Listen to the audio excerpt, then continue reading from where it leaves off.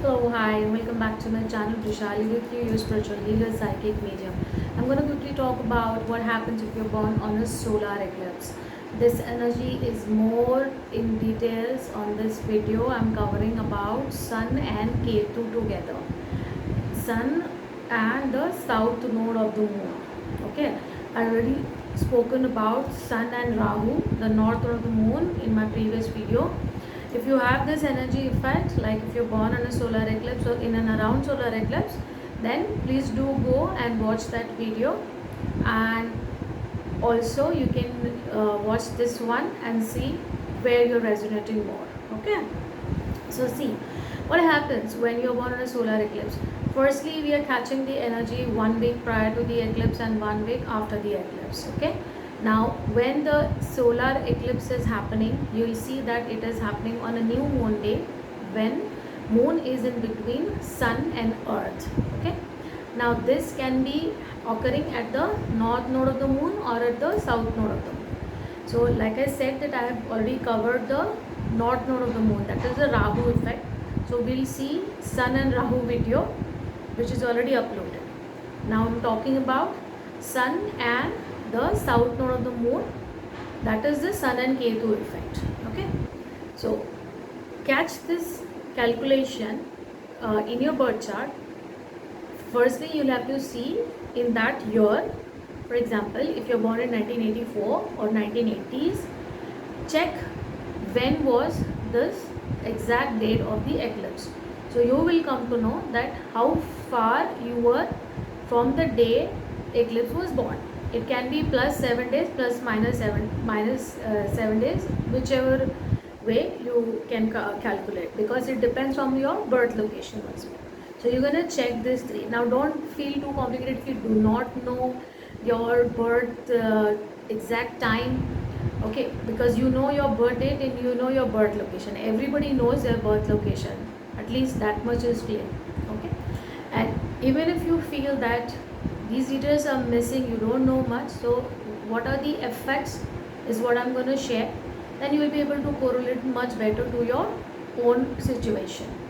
Firstly, when the native has this kind of conjunction in their chart or this eclipse effect in their chart, the father's energy is missing. Okay, in the sense that the father can be absent due to sudden death, major accident, okay, or some kind of major health issue which has happened all of a sudden. Okay, and because of which the native doesn't get the love and affection guidance of the father's energy. Okay, so sun is the light provider to this planet. It's a very important energy. Okay, now when we're talking about this dimension, having this planet into the eclipse, it's like a major drawback, but it's not negative.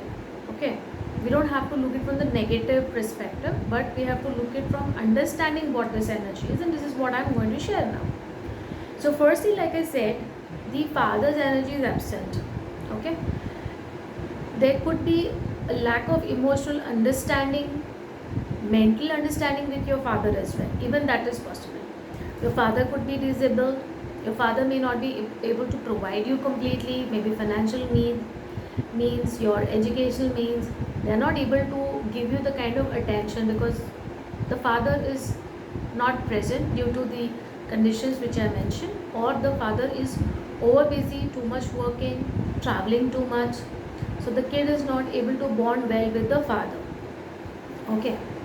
One more thing can be that the father has created a lot of loss for the native, financial loss, okay, or maybe there's property loss, some kind of share market related loss, real estate loss.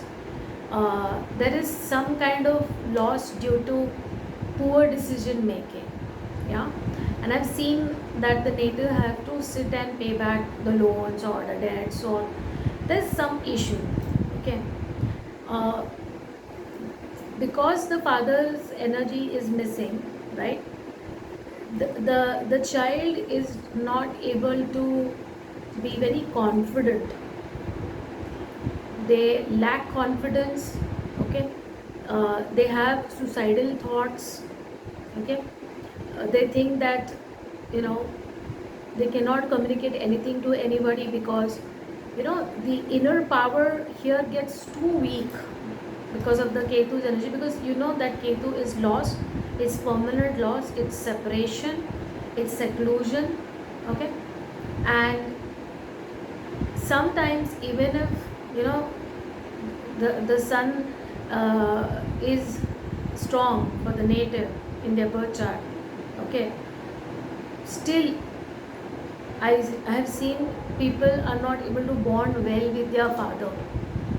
Okay. And because of which they go through certain narcissistic abuse. Okay.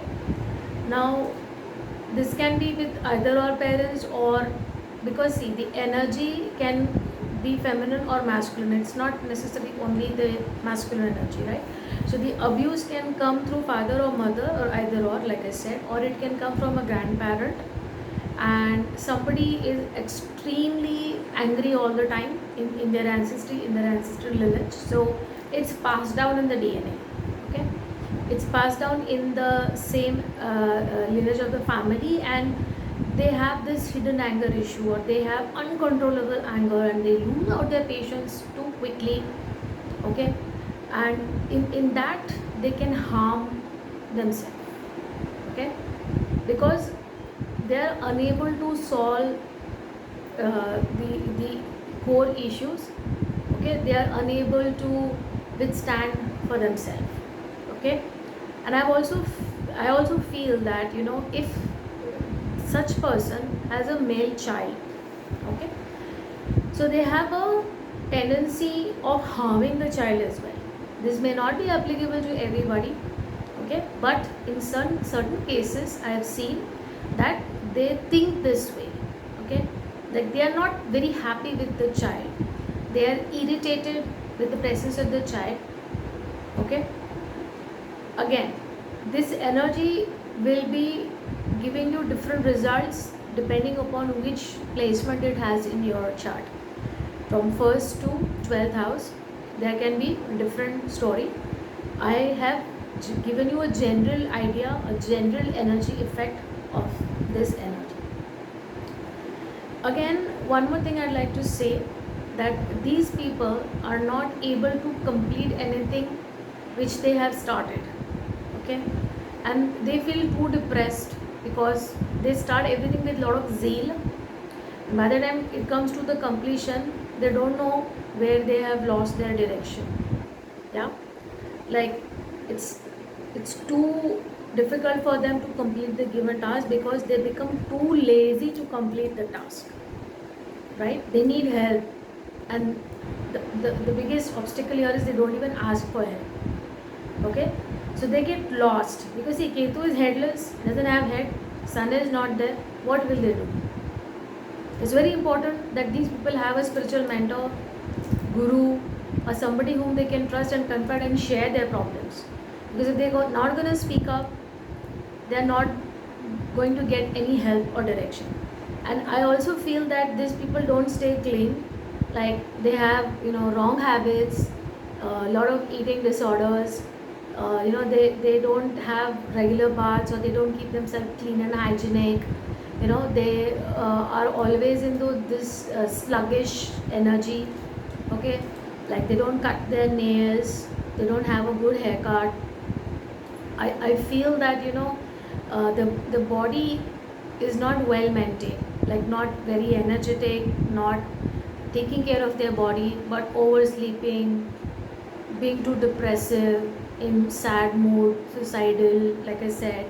They don't want to live life, they want to end, they're too pessimistic, right?